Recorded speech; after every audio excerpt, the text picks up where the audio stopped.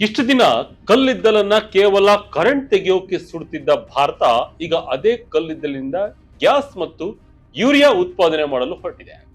Iran ಹಾಗೂ ಅಮೆರಿಕದ ಯುದ್ಧದಿಂದಾಗಿ middle East ದೇಶಗಳಿಂದ ನಮಗೆ ಬರ್ತಾ ಇದ್ದ ಎನರ್ಜಿ ಸಪ್ಲೈ ಚೈನ್ ಕಟ್ ಆಗಿದೆ.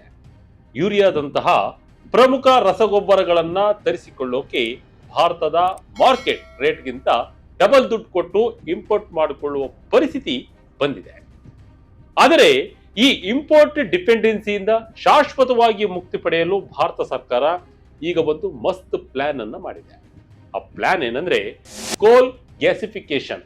ಭಾರತದ ನೆಲದ ಕೆಳಗೆ ಮುಂದಿನ 200 ವರ್ಷಗಳಿಗೆ ಆಗುವಷ್ಟು ಕಲ್ಲಿದ್ದಲು ನಿಕ್ಷೇಪ ಇದೆ. ಇಷ್ಟು ದಿನ ಕಲ್ಲಿದ್ದಲನ್ನ ಸುಟ್ಟು ಬರೀ ಕರೆಂಟ್ ಉತ್ಪಾದನೆ ಮಾಡ್ತಾ ಇದ್ದ ಭಾರತ ಈಗ ಇದೇ ಕಲ್ಲಿದ್ದಲನ್ನ ಗ್ಯಾಸ್, ಫರ್ಟಿಲೈಸರ್ಸ್ ಮತ್ತು ಕೆಮಿಕಲ್ಸ್ ಆಗಿ ಕನ್ವರ್ಟ್ ಮಾಡಲು ಹೊರಟಿದೆ. ಸೋಲಾರ್ ಮ್ಯಾನುಫ್ಯಾಕ್ಚರಿಂಗ್ ನಲ್ಲಿ ಭಾರತ ಹೇಗೆ ಕ್ರಾಂತಿ ಮಾಡ್ತಿದೆಯೋ ಅದೇ ರೀತಿ ಕಲ್ಲಿದ್ದಲನ್ನ ತನ್ನ ಸ್ಟ್ರಾಟಜಿಕ್ ಶೀಲ್ಡ್ ಆಗಿ ಬಳಸಲು ಭಾರತ ಪ್ಲಾನ್ ಮಾಡಿದೆ. ಇದಕ್ಕಾಗಿ ಬರೋಬ್ಬರಿ 37,500 ಕೋಟಿ ರೂಪಾಯಿಗಳ ಸ್ಕೀಮ್ಗೂ ಕೂಡ ಮೋದಿ ಸರ್ಕಾರ ಓಕೆ ಎಂದಿದೆ. ಹಾಗಾದ್ರೆ ಏನಿದು ಕೋಲ್ ಗ್ಯಾಸಿಫಿಕೇಶನ್? ಕಲ್ಲಿದ್ದಲಿನಿಂದ ಗ್ಯಾಸ್ ಮತ್ತು ಯೂರಿಯಾ ಮಾಡೋದು ಹೇಗೆ? ಕೇಂದ್ರ ಸರ್ಕಾರ ಕ್ಯಾಬಿನೆಟ್ ನಲ್ಲಿ ಪಾಸ್ ಮಾಡಿರುವ 37,500 ಕೋಟಿ ರೂಪಾಯಿಗಳ ಸ್ಕೀಮ್ ಏನು? ಇದರಿಂದ ಭಾರತಕ್ಕೆ ಎಷ್ಟು ಲಾಭ, ಏನೆಲ್ಲ ಲಾಭ ಎಂಬುದನ್ನ ಈ ವಿಡಿಯೋದಲ್ಲಿ ಡೀಟೇಲ್ ಆಗಿ ನೋಡೋಣ ಬನ್ನಿ. ಕೇಂದ್ರದ 37,500 ಕೋಟಿಯ mega scheme target 100 million ton ಕಲ್ಲಿದ್ದಲು.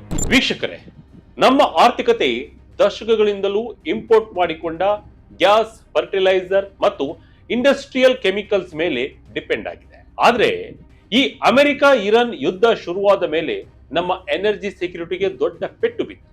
ಹೀಗಾಗಿ ಆತ್ಮ ನಿರ್ಭರ್ ಭಾರತ್ ಅಡಿಯಲ್ಲಿ ಕೇಂದ್ರ ಸರ್ಕಾರ ಬುಧವಾರ ಒಂದು ಐತಿಹಾಸಿಕ ನಿರ್ಧಾರವನ್ನು ತೆಗೆದುಕೊಂಡಿದೆ.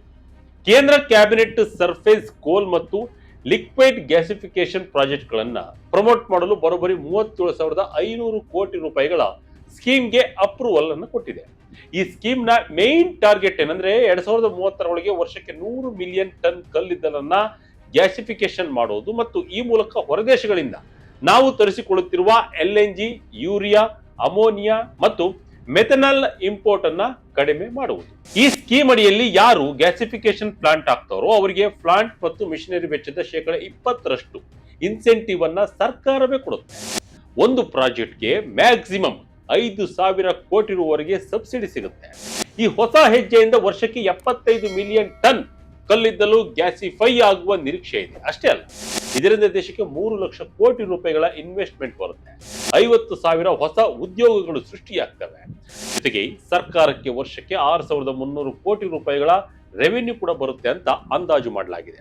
ಇನ್ನು ಈ ಬಗ್ಗೆ ಮಾತನಾಡಿರುವ ಕೇಂದ್ರ ಮಾಹಿತಿ ಮತ್ತು ಪ್ರಸಾರ ಸಚಿವ ಅಶ್ವಿನಿ ವೈಷ್ಣವ್ ಅವರು, ಈಗಿನ ಜಿಯೋ ಪೊಲಿಟಿಕಲ್ ಪರಿಸ್ಥಿತಿ ನಮಗೆಲ್ಲ ಗೊತ್ತಿದೆ, ನಾವು ಆತ್ಮ ನಿರ್ಭರ್ ಆಗಲೇಬೇಕು. ಈ ನಿಟ್ಟಿನಲ್ಲಿ ಕೋಲ್ ಗ್ಯಾಸಿಫಿಕೇಶನ್ ಒಂದು ದೊಡ್ಡ ನಿರ್ಧಾರ ಅಂತ ಹೇಳಿದ್ದಾರೆ.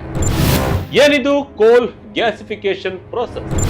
ಕಲ್ಲಿದ್ದಲು ಸುಡಲ್ಲ, ಬದಲಾಗಿ ಕೆಮಿಕಲ್ ರಿಯಾಕ್ಷನ್.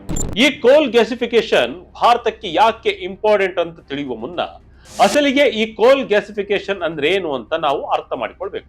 ನಾರ್ಮಲ್ ಆಗಿ ಥರ್ಮಲ್ ಪವರ್ ಪ್ಲಾಂಟ್ ಗಳಲ್ಲಿ ಕಲ್ಲಿದ್ದಲನ್ನ ಬೆಂಕಿಗೆ ಹಾಕಿ ಸುಟ್ಟು ಅದರಿಂದ ಬರೋ ಬಿಸಿಯಿಂದ ಕರೆಂಟ್ ಉತ್ಪಾದನೆ ಮಾಡ್ತಾರೆ. ಆದ್ರೆ ಇಲ್ಲಿ ಕಲ್ಲಿದ್ದಲನ್ನ ಸುಡುವುದಿಲ್ಲ. ಮತ್ತೆ ಏನ್ ಮಾಡ್ತಾರೆ ಅಂತ ನೀವು ಕೇಳಿದ್ರೆ, ಇಲ್ಲಿ ಕಲ್ಲಿದ್ದಲನ್ನ ಸುಡುವ ಬದಲು ಡ್ರೈ ಫ್ಯೂಯಲ್ ಆಗಿರುವ ಕಲ್ಲಿದ್ದಲನ್ನ ಸಿಂಗ್ಯಾಸ್ ಅಥವಾ ಸಿಂಥೆಟಿಕ್ ಗ್ಯಾಸ್ ಆಗಿ ಕನ್ವರ್ಟ್ ಮಾಡ್ತಾರೆ. ಈ ಪ್ರೋಸೆಸ್ ನಡೆಯೋದು ವಿಪರೀತ ಶಾಖ ಮತ್ತು ಒತ್ತಡದ ನಡುವೆ. ಪುಡಿ ಮಾಡಿದ ಕಲ್ಲಿದ್ದಲನ್ನ ಒಂದು ದೊಡ್ಡ ಗ್ಯಾಸಿಫೈಯರ್ ಯಂತ್ರದ ಒಳಗೆ ಹಾಕಲಾಗುತ್ತೆ. ಅಲ್ಲಿಗೆ ಸ್ವಲ್ಪವೇ ಸ್ವಲ್ಪ ಆಕ್ಸಿಜನ್ ಮತ್ತು ಸ್ಟೀಮ್ ಅನ್ನ ಬಿಡಲಾಗುತ್ತೆ. ಈ ಯಂತ್ರದ ಒಳಗೆ ಟೆಂಪರೇಚರ್ ಬರೋಬ್ಬರಿ 1600 ಡಿಗ್ರಿ ಸೆಲ್ಸಿಯಸ್ ವರೆಗೆ ಏರುತ್ತೆ. ಆದ್ರೆ ಆಕ್ಸಿಜನ್ ತುಂಬಾ ಕಡಿಮೆ ಇರೋದ್ರಿಂದ ಕಲ್ಲಿದ್ದಲು ಬೆಂಕಿ ಹತ್ತಿ ಉರಿಯುವುದಿಲ್ಲ.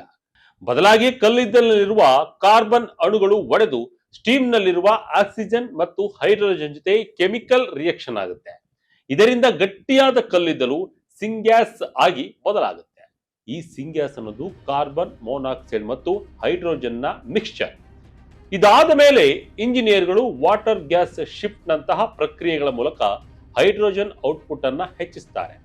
ಇದೇ ಸಿಂಗ್ಯಾಸ್ ಅನ್ನ ಬಳಸಿ synthetic natural gas, methanol, ammonia, urea ಮತ್ತು ಫಿಶರ್ ಟ್ರೋಪ್ಸ್ ಸಿಂಥೆಸಿಸ್ ಮುಖಾಂತರ ಲಿಕ್ವಿಡ್ ಫ್ಯೂಯಲ್ ಅನ್ನ ರೆಡಿ ಮಾಡಬಹುದು.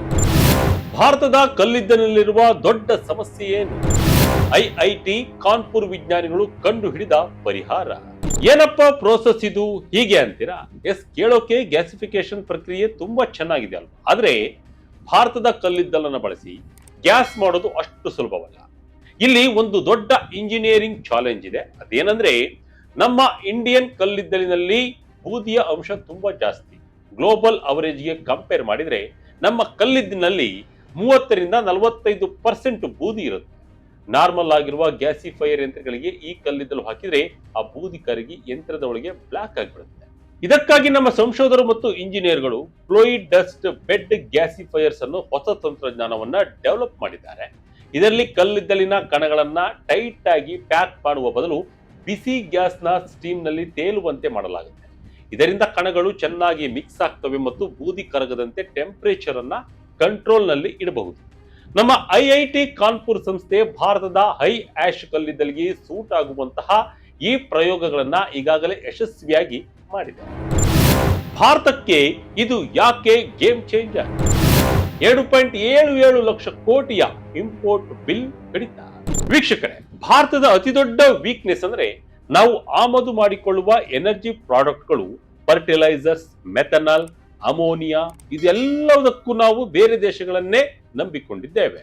ಇದರಿಂದ ನಮ್ಮ ದೇಶದ ಲಕ್ಷಾಂತರ ಕೋಟಿ ಹಣ ಫಾರಿನ್ ಎಕ್ಸ್ಚೇಂಜ್ ರೂಪದಲ್ಲಿ ಹೊರಗೆ ಹೋಗ್ತಾ ಇದೆ.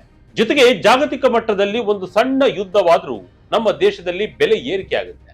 ಸ್ಟ್ರೈಟ್ ಆಫ್ ಹಾರ್ಮುಜ್ ಬಳಿ ನಡೆಯುತ್ತಿರುವ ಅಮೆರಿಕ ಇರಾನ್ ಯುದ್ಧದ ಡಿಸ್ಟರ್ಬೆನ್ಸ್ ಇಂದಾಗಿ ನಮಗೆ ಎನರ್ಜಿ ತರಿಸಿಕೊಳ್ಳುವುದು ದುಬಾರಿಯಾಗಿದೆ. ಪಿಟಿಐ ವರದಿ ಪ್ರಕಾರ ಕೇವಲ 2025ರ ಆರ್ಥಿಕ ವರ್ಷದಲ್ಲಿ Bharat LNG, urea, ammonium nitrate, ammonia, coking coal ಮತ್ತು ಮೆಥನಾಲ್ ತರಿಸಿಕೊಳ್ಳೋಕೆ ಬರೋಬ್ಬರಿ 2.77 ಲಕ್ಷ ಕೋಟಿ ರೂಪಾಯಿಗಳನ್ನ ಖರ್ಚು ಮಾಡಿದೆ. ಮಿಡಲ್ ಈಸ್ಟ್ ನಲ್ಲಿ ಸಪ್ಲೈ ಕಟ್ ಆದಾಗ ಬೇರೆ ದೇಶಗಳಿಂದ ದುಪ್ಪಟ್ಟು ರೇಟ್ ಕೊಟ್ಟು ನಾವು ಇದನ್ನ ತರಿಸಿಕೊಂಡಿದ್ದೇವೆ. ಈ ವೀಕ್ನೆಸ್ ಅನ್ನ ಮುಚ್ಚಿ ಹಾಕೋದೇ ಕೋಲ್ ಗ್ಯಾಸಿಫಿಕೇಶನ್ ನ ಮೇನ್ ಟಾರ್ಗೆಟ್. ಪ್ರಸ್ತುತ ನಾವು ಬಳಸುವ 50%ಕ್ಕೂ ಹೆಚ್ಚು ಎಲ್ಎನ್ಜಿ ಹೊರಗಿನಿಂದ ಬರ್ತಾ ಇದೆ. ಅದನ್ನ ಕಡಿಮೆ ಮಾಡ್ತೀವಿ. ಯೂರಿಯಾ ಮತ್ತು 100% ಇಂಪೋರ್ಟ್ ಆಗ್ತಿರುವ ಅಮೋನಿಯಾ ಇನ್ಮುಂದೆ ನಮ್ಮ ಇಂಡಿಯಾದಲ್ಲೇ ತಯಾರಾಗುತ್ತೆ. 80-90% ಇಂಪೋರ್ಟ್ ಆಗ್ತಿರುವ ಮೆಥನಾಲ್ ಕೂಡ ಇಲ್ಲೇ ಉತ್ಪಾದನೆ ಆಗುತ್ತಂತ ಅಶ್ವಿನಿ ವೈಷ್ಣವ್ ಹೇಳಿದ್ರು. ಇದು ಭಾರತಕ್ಕೆ ಗೇಮ್ ಚೇಂಜರ್ ಆಗಲಿದೆ. ಈ ಪ್ಲಾನ್ ವರ್ಕೌಟ್ ಆಗುತ್ತಾ? ಚೀನಾ ಮಾಡಿದ್ದೇನು? 200 ವರ್ಷಗಳ ಕಲ್ಲಿದ್ದಲು ಖಜಾನೆ ನಮ್ಮಲ್ಲಿದೆ. ಇದೆಲ್ಲವನ್ನು ನೋಡಿದ್ಮೇಲೆ ನಿಮಗೊಂದು ಪ್ರಶ್ನೆ ಕಾಡುತ್ತೆ, ಈ ಟೆಕ್ನಾಲಜಿ ನಿಜವಾಗ್ಲೂ ನಮ್ಮ ಇಂಪೋರ್ಟ್ ಪ್ರಾಬ್ಲಮ್ ಅನ್ನ ಸಾಲ್ವ್ ಮಾಡುತ್ತಾ ಅಂತ. ಮೊದಲನೇದಾಗಿ, ನಮ್ಮಲ್ಲಿ ಅಷ್ಟು ಕಲ್ಲಿದ್ದಲು ಇದೆಯಾ? ಎಸ್, ಅದಕ್ಕೆ ಉತ್ತರ ಏನಂದ್ರೆ ಹೌದು. ಭಾರತ ಪ್ರಪಂಚದ ಅತಿ ದೊಡ್ಡ ಕಲ್ಲಿದ್ದಲು ನಿಕ್ಷೇಪಗಳನ್ನ ಹೊಂದಿದೆ. ಸಚಿವರು ಹೇಳುವಂತೆ ನಮ್ಮಲ್ಲಿ 401 ಮಿಲಿಯನ್ ಟನ್ ಕಲ್ಲಿದ್ದಲು ರಿಸರ್ವ್ ಇದೆ. ಈ ಮುಂದಿನ 200 ವರ್ಷಗಳಿಗೆ ಧಾರಾಳವಾಗಿ ಸಾಕು. ಈಗ ಸರ್ಕಾರ ಥರ್ಮಲ್ ಪವರ್ ಪ್ಲಾಂಟ್ ಗಳನ್ನ ಕಡಿಮೆ ಮಾಡ್ತಿರೋದ್ರಿಂದ ಈ ಕಲ್ಲಿದ್ದಲನ್ನ ನಾವು ಗ್ಯಾಸ್ ಮಾಡಲು ಆರಾಮವಾಗಿ ಬಳಸಬಹುದು. ಇನ್ನು ಎರಡನೇದಾಗಿ, ಇದು ಕಮರ್ಷಿಯಲ್ ಆಗಿ ವರ್ಕೌಟ್ ಆಗುತ್ತಾ? ಖಂಡಿತ ಆಗುತ್ತೆ. ಯಾಕೆಂದ್ರೆ ಸರ್ಕಾರವೇ 5,000 ಕೋಟಿಯವರೆಗೂ ಇನ್ಸೆಂಟಿವ್ ಕೊಡ್ತಾ ಇದೆ, 3 ಲಕ್ಷ ಕೋಟಿ ಇನ್ವೆಸ್ಟ್ಮೆಂಟ್ ಬರ್ತಾ ಇದೆ, ಜೊತೆಗೆ GST ರೂಪದಲ್ಲಿ ಸರ್ಕಾರಕ್ಕೂ ಲಾಭ ಇದೆ. ಬೇರೆ ದೇಶಗಳು ಈ ಮಾಡೆಲ್ ಅನ್ನ ಆಲ್ರೆಡಿ ಸಕ್ಸಸ್ ಮಾಡಿವೆ. ಉದಾಹರಣೆಗೆ ಚೀನಾವನ್ನ ನಾವು ನೋಡಬಹುದು. ರಾಯ್ಟರ್ಸ್ ವರದಿಯ ಪ್ರಕಾರ ಚೀನಾ ತನ್ನ ದೇಶಕ್ಕೆ ಬೇಕಾದ 78% ಯೂರಿಯಾವನ್ನ ಕಲ್ಲಿದ್ದಲಿನಿಂದಲೇ ಉತ್ಪಾದನೆ ಮಾಡುತ್ತೆ. ಇರಾನ್ ಯುದ್ಧದ ಟೈಮಲ್ಲಿ ಪ್ರಪಂಚದಾದ್ಯಂತ ಯೂರಿಯಾ ರೇಟ್ 70% ಏರಿಕೆ ಆದ್ರೂ ಚೀನಾದಲ್ಲಿ ಮಾತ್ರ ಇಂಟರ್ನ್ಯಾಷನಲ್ ಮಾರ್ಕೆಟ್ಗಿಂತ 1/3 ಭಾಗದಷ್ಟು ಕಡಿಮೆ ರೇಟ್ಗೆ ಯೂರಿಯಾ ಸಿಗ್ತಾ ಇತ್ತು. ಇದೇ ಸ್ಟ್ರಾಟಜಿಯನ್ನ ಈಗ ಭಾರತ ಕೂಡ ಫಾಲೋ ಮಾಡ್ತಾ ಇದೆ. ಈ ಫಾರ್ಮುಲಾ ಏನಾದ್ರೂ ಸಕ್ಸಸ್ ಆದ್ರೆ ಭಾರತವನ್ನಂತೂ ಹಿಡಿಯೋರು ಯಾರು ಇರಲ್ಲ. ಒಟ್ಟಿನಲ್ಲಿ ಭಾರತದ ಎನರ್ಜಿ ಮಿಕ್ಸ್ ನಲ್ಲಿ ಕಲ್ಲಿದ್ದಲಿನ ಪಾಲು ಈಗಲೂ 55%ಕ್ಕಿಂತ ಹೆಚ್ಚಿದೆ. ಈ ಕಲ್ಲಿದ್ದಲನ್ನ ಕೇವಲ ಸುಡದೆ ಅದನ್ನ ಗ್ಯಾಸ್, ಕೆಮಿಕಲ್ ಮತ್ತು ರಸಗೊಬ್ಬರವಾಗಿ ಬದಲಾಯಿಸಿದ್ರೆ ಅದು ನಮ್ಮ ಆರ್ಥಿಕತೆಗೆ ದೊಡ್ಡ ಬೂಸ್ಟ್ ಅನ್ನು ಕೊಡುತ್ತೆ. 2021ರ ನ್ಯಾಷನಲ್ ಕೋಲ್ ಗ್ಯಾಸಿಫಿಕೇಶನ್ ಮಿಷನ್ ಮತ್ತು 2024ರ ಜನವರಿಯ 8,500 ಕೋಟಿಯ ಸ್ಕೀಮ್ಗಿಂತ ಈಗ ತಂದಿರುವುದು ಅತ್ಯಂತ ದೊಡ್ಡ ಹೆಜ್ಜೆ. ಇದರ ಜೊತೆಗೆ ಭಾರತ ಸರ್ಕಾರ 2030ರ ಹೊತ್ತಿಗೆ 500 GW non fossil energy target ಅನ್ನ ರೀಚ್ ಆಗಲು renewable energy, nuclear power, petrol ಜೊತೆ ethanol blending, national green hydrogen mission ಮತ್ತು ದೇಶೀಯ ತೈಲ ಶೋಧನೆಗೂ ಅಷ್ಟು ಒತ್ತು ಕೊಡ್ತಾ ಇದೆ. ವಿದೇಶಗಳ ಮೇಲಿನ ಅವಲಂಬನೆ ಕಡಿಮೆ ಮಾಡಿ ಸ್ವಂತ ಕಾಲಿನ ಮೇಲೆ ನಿಲ್ಲುವ ಭಾರತದ ಈ ಆತ್ಮನಿರ್ಭರ್ ಸ್ಟೆಪ್ ಬಗ್ಗೆ ನಿಮಗೆ ಏನನ್ಸುತ್ತೆ? ಕಲ್ಲಿದ್ದಲಿನಿಂದ ಗ್ಯಾಸ್ ಮಾಡುವ ಈ ಟೆಕ್ನಾಲಜಿ ನಮ್ಮ ರೈತರಿಗೆ ಮತ್ತು ಜನಸಾಮಾನ್ಯರಿಗೆ ಲಾಭ ತರುತ್ತಾ? ನಿಮ್ಮ ಅನಿಸಿಕೆಗಳನ್ನ ಕಮೆಂಟ್ ಮೂಲಕ ತಿಳಿಸಿ. ಇದಾಗಿತ್ತು ಈ ಕ್ಷಣದ ಇಂಟ್ರೆಸ್ಟಿಂಗ್ ಸ್ಟೋರಿ. ಇದೇ ರೀತಿಯ ಸ್ಟೋರಿಗಾಗಿ Vijaya Karnataka website, YouTube page, Facebook page follow ಮಾಡ್ತಾ ಇರಿ. ಧನ್ಯವಾದಗಳು.